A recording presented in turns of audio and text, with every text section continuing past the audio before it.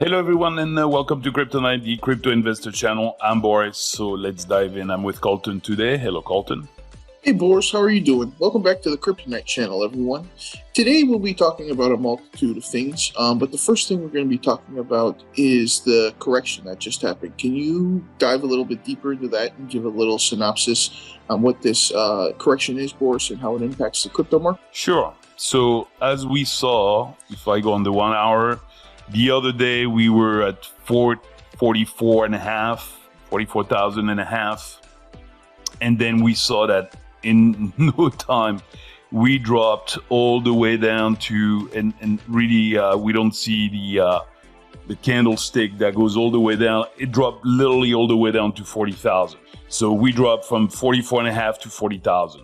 And from the looks of it, it was mainly whales. It happened on Sunday night or Monday morning for Asia.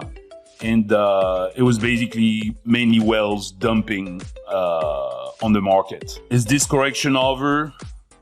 Hard to tell. You know, sometimes it triggers panic. It triggers, squeezes. So in this case, a long squeeze where people have long positions, they get liquidated on the futures market. It looks like it has recovered some because, like I said, it had dropped all the way down to 40,000. Now we're almost back at 42. There are lots of people out there that wish that the whole thing would drop to 20K or 15K, mainly because they want to re-enter or enter the market. They missed the train.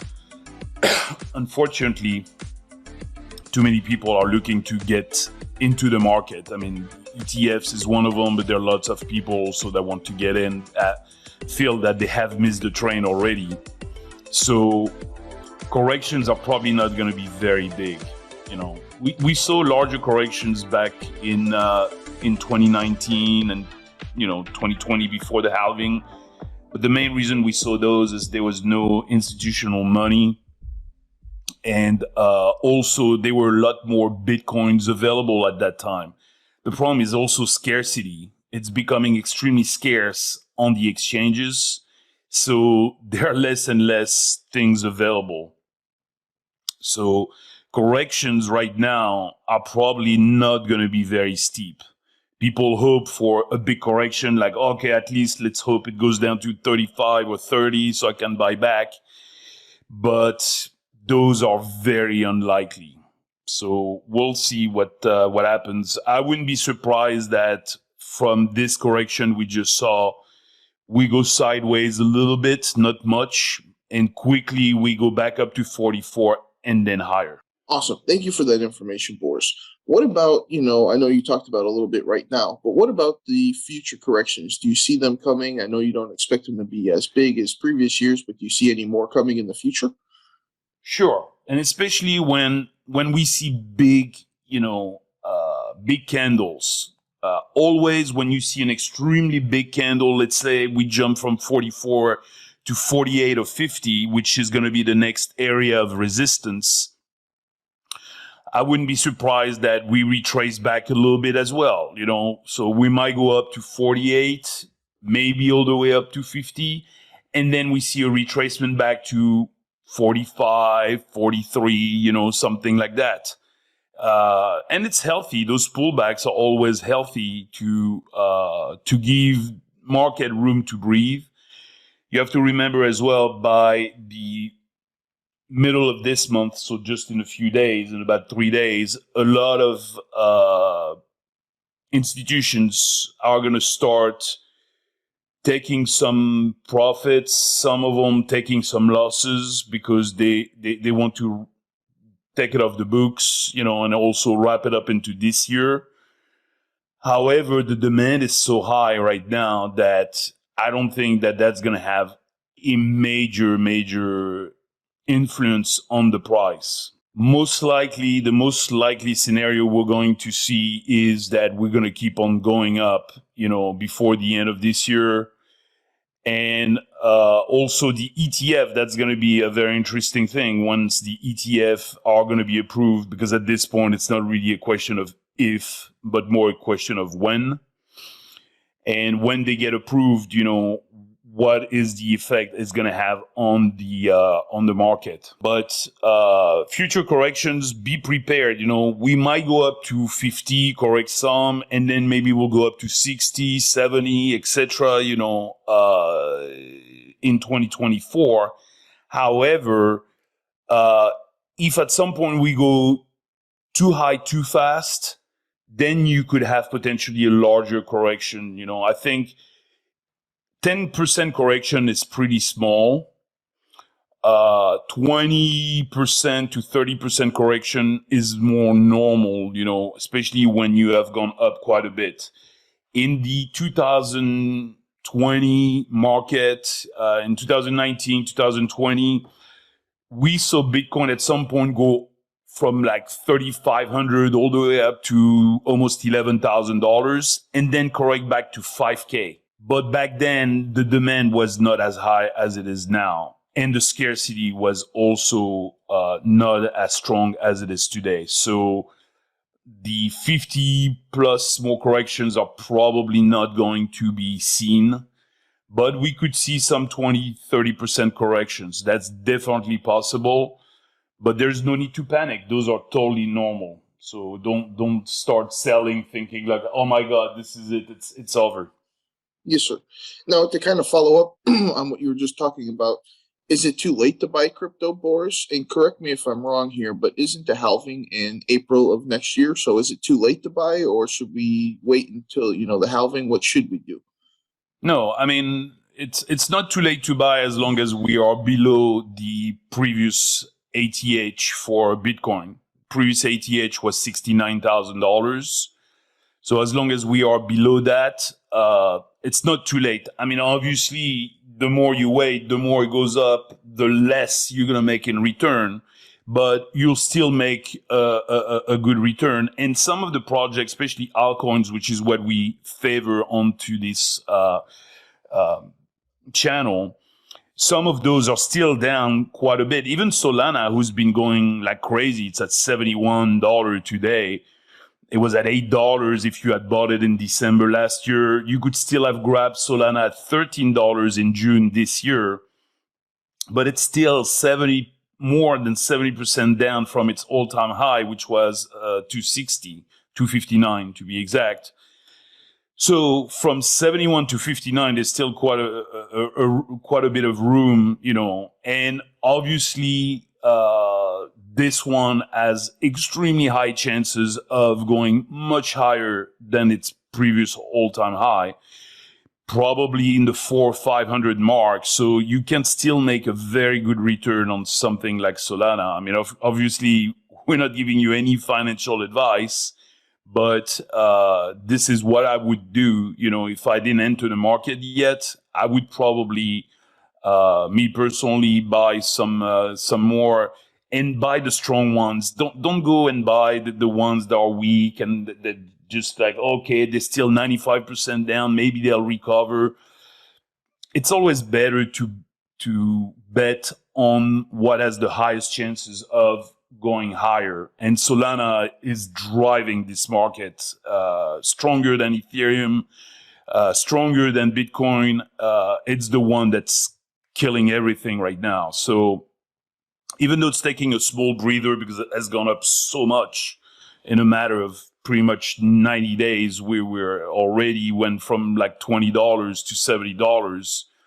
But yeah, it's not too late to buy as long as we're below the all-time high of Bitcoin. After that, it's starting to, me personally, I will not be buying anymore if we pass the all-time high price of Bitcoin of 69K. Yes, sir. That makes sense. Now, what about after the halving, Boris? What do you expect, and can you give us kind of your predictions? No one has a crystal ball, but things are lining up in such a way that the demand is very high. Projects are also a lot more advanced, a lot more stable, working better, having a lot more features. Institutional money is going to get in it big time. They see also that, bonds don't make you any money.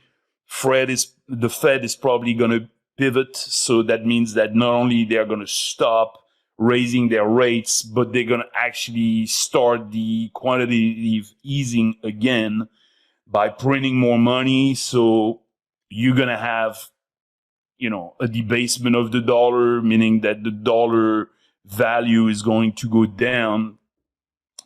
So having money in assets that are making money is going to be very important. And we're going to see more and more institutions wanting to offer good returns to their clients, to get in. You have to remember that BlackRock, a few years ago, the CEO of BlackRock, he was really anti-crypto. He thought it was a scam. He thought it was garbage, etc. He has completely changed his tune. Now he thinks it's a great investment. They, of course, have applied them and many others for an ETF.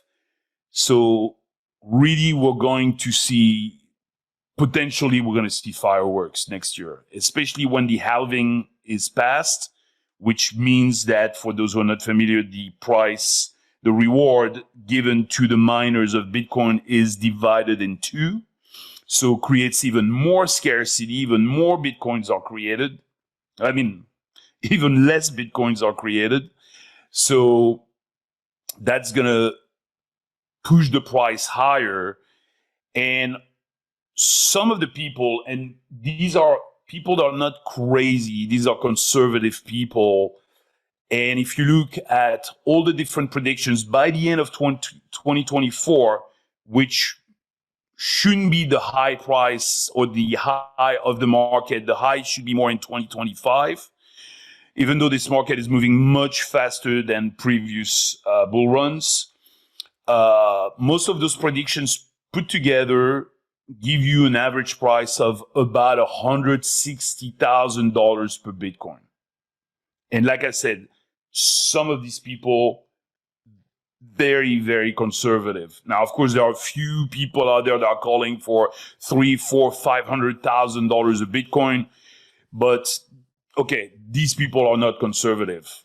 And anything is possible, in a bull run. I mean, I remember the 2017 bull run. We started the year in 2017 with a Bitcoin that was around $1,000. And we ended up the year with $20,000. No one could believe it, especially in December when it ran up extremely fast. It was gaining almost $1,000 a day, sometimes $2,000 in a day. And everybody was like, where is this going? I mean, it's just insane. So my prediction, and I don't want to be too much on the bullish side and keep, cool head.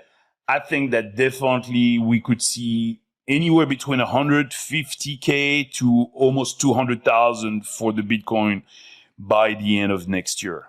And actually Standard Chartered, also big bank in Asia and Europe, their analysts are calling for a $200,000 Bitcoin by the end of 2024.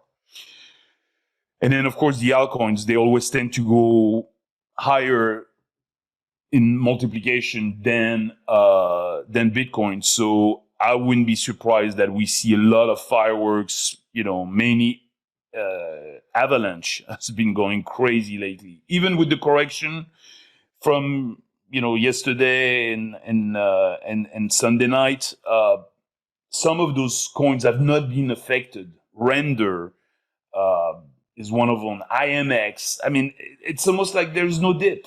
Some of those they feel nothing. They keep on going. So lots of projects out there that are going to do extremely, extremely well in the coming bull run. By the way, just to clear for everybody, we are already in the bull run. We are actually almost like in the second phase of the bull run, because we were at $15,000 a year ago for Bitcoin. We are today around 41, 42,000, that's already almost a times 3. If you don't call that a bull run, I don't know what a bull run is then. So we are already in the bull run. It's already started. It's going. And like I said, we might take a little breather once the ETF are released. It's kind of sell the news, type of story, but it's going to be short-lived because these people need to actually buy Bitcoin. These are not futures. These are spot ETFs, meaning that if people at BlackRock, clients at Fidelity, etc., say, hey, we want to invest in Bitcoin, and they say, put me down $400,000, they have to turn around and actually buy $100,000 worth of Bitcoin. So that's going to accelerate the buying tremendously. So that's pretty much what's going on in the market right now. That's all I have for today, Boris. Thank you very much. If you'd like to add anything else, please feel free to do. But other than that, that's it for today. Thank you. All right. Thank you, everyone. Thank you, Colton. And we look forward to see you on the next Crypto Night video. I hope this video helps. Thank you for watching. Have a good day. If you haven't already, please subscribe to our channel. And if you like the video at the end, click on the thumbs up.